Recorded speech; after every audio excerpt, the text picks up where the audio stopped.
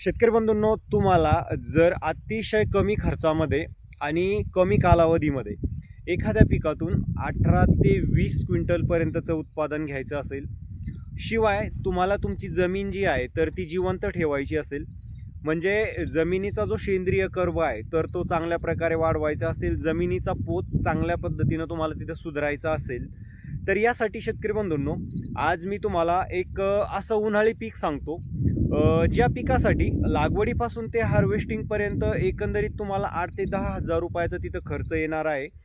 आणि सहज हलक्या हातानं जर तुम्ही नियोजन केलं तर 18 ते 20 क्विंटलपर्यंतचं जे उत्पादन आहे तर ते या पिकातून तुम्हाला मिळणार आहे. त्याचबरोबर शेतकरी बंधूंनो, या पिकामुळे तुमच्या जमिनीला जिवंत ठेवण्यासाठी, म्हणजे जमिनीचा सेंद्रिय कर्ब वाढवण्यासाठी, जमिनीचा खराब झालेला पोत सुधारण्यासाठी एकंदरीतच खूप चांगली मदत त्या ठिकाणी होणार आहे. तर शेतकरी बंधूंनो, माहितीसाठी व्हिडिओ शेवटपर्यंत बघा.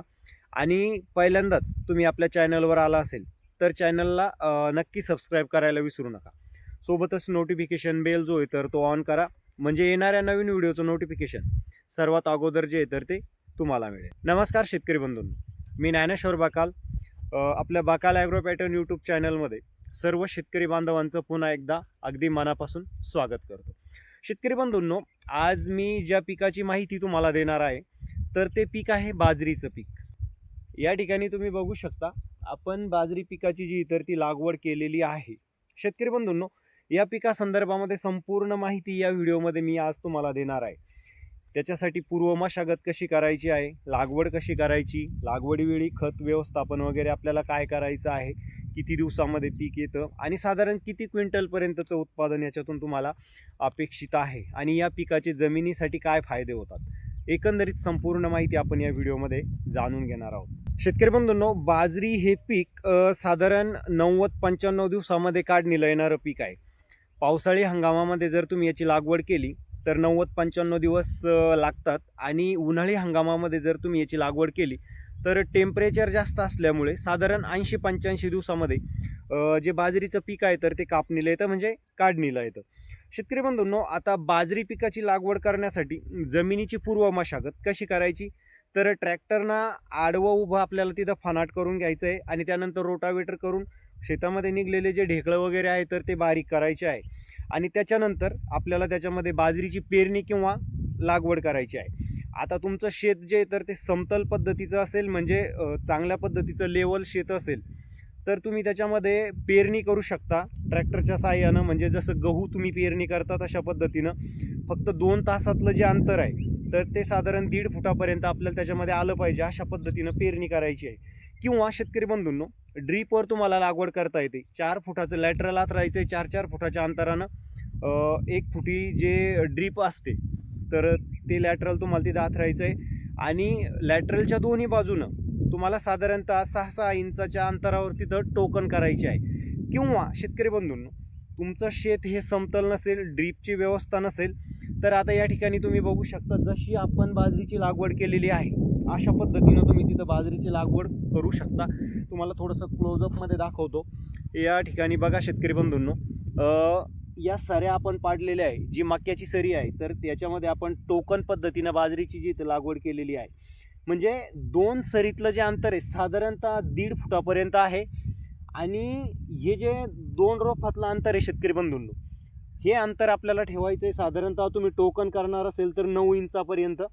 तुमची जमीन जर जास्त भारी असेल, काळीची जमीन असेल, तर हे अंतर तुम्ही 1 फुटापर्यंत त्या ठिकाणी वाढवू शकता. अशा पद्धतीनं तुम्ही बाजरीची तिथं लागवड करायची आहे. लागवड करण्यासाठी मी तुम्हाला 2 ते 3 पर्याय सांगितलेले आहे. सरी पद्धतीमध्ये तुम्हाला मक्याच्या लागवड करता येते टोकन पद्धतीनं. त्यानंतर दुसरा पर्याय, समतल जमिनीमध्ये पेरणी करू शकता पेरणी यंत्राच्या साहाय्यानं, किंवा ड्रीपवर सुद्धा लागवड करू शकता. आता लागवडीवेळी शेतकरी बंधूंनो, एकरी तुम्हाला एक बॅग 10-26-26 किंवा 12-32-16 याच्यापैकी कोणतंही एक खत तुम्ही देऊ शकता. 50 किलो तुम्हाला त्याचा वापर करायचा आहे, म्हणजे एकरी एक बॅग. त्यानंतर शेतकरी बंधूंनो, ज्या वेळेस आपलं बाजरीचं पीक हे साधारण 30 ते 35 दिवसाचं होतं, त्यावेळेस तुम्हाला एकरी एक बॅग युरिया द्यायचा आहे.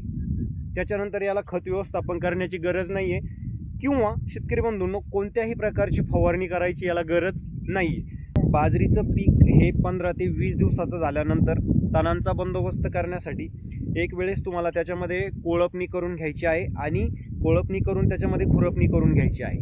म्हणजे तण जे आहे तर ते चांगल्या प्रकारे त्या ठिकाणी नियंत्रणात येईल. किंवा तुम्ही खुरपणी करू शकत नसेल तर तण नियंत्रणासाठी तुम्ही 2,4-D नावाच्या तणनाशकाची फवारणीसुद्धा करू शकता. अशा पद्धतीनं तुम्हाला बाजरीचं जे आहे तर ते नियोजन त्या ठिकाणी करायचं आहे. आता बाजरीच्या पिकामुळे शेतकरी बंधूंनो तुमच्या जमिनीला नेमके काय फायदे होतात, तर कापणी केल्याच्या नंतर बाजरी पिकाचे जे धसं शिल्लक राहतात तर हे धसं आपल्याला गोळा करून शेतामध्ये पेटवायचे नाही आहे, तर ते जशाच्या तसे शेतामध्ये तिथं कुजण्यासाठी सोडून द्यायचे. आणि ते ज्यावेळेस जमिनीत कुजतात तर त्यावेळेस ते जीवाणूचं खाद्य बनतात. म्हणजे जे सूक्ष्म जीवाणू असतात त्यांचं खाद्य बनते.